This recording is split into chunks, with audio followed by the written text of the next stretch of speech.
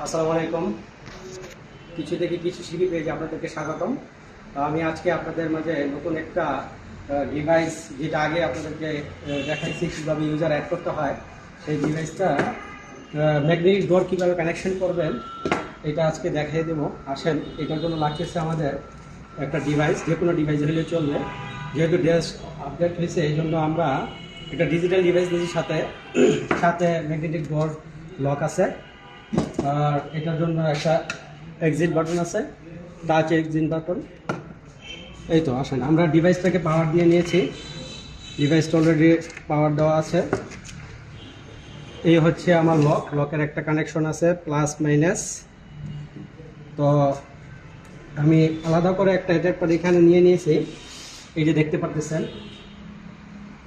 এই অ্যাডাপ্টারটা কানেকশন, এই যে প্লাস মাইনাস। এখন আমি এদিকে একটু চলে আসেন, এদিকে নিয়ে আসেন।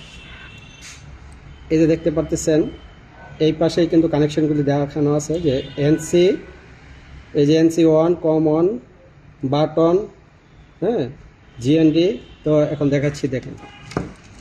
এই হচ্ছে আপনার এনসি, হচ্ছে আপনার এখানে এই যে সবুজ কালার যে কেবলটা দেখতে পাচ্ছেন, আর এই গ্রে কালার কেবলটা হচ্ছে কম।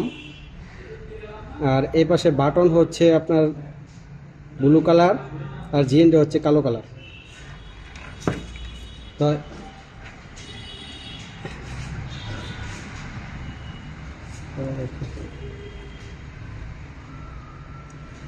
এটাতে এনসি, এ হচ্ছে এনসি কেবল। এই কানেকশনটা চলে যাবে আমার লকের নেগেটিভে।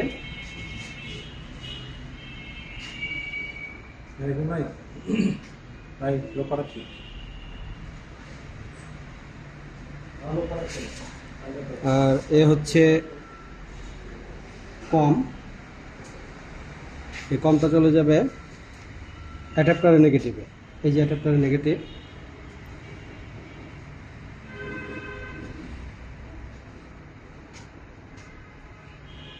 শিখে দিচ্ছেন, ভাত মারতে চান না? আর হাতে আছে হচ্ছে আপনার লকের পজিটিভ আর অ্যাডাপ্টারের পজিটিভ। আমি এই দুইটা শর্ট করে দিব। আমার লকের কানেকশন পার চলে আসছে। এখন আমি পোস্ট কানেকশন করব।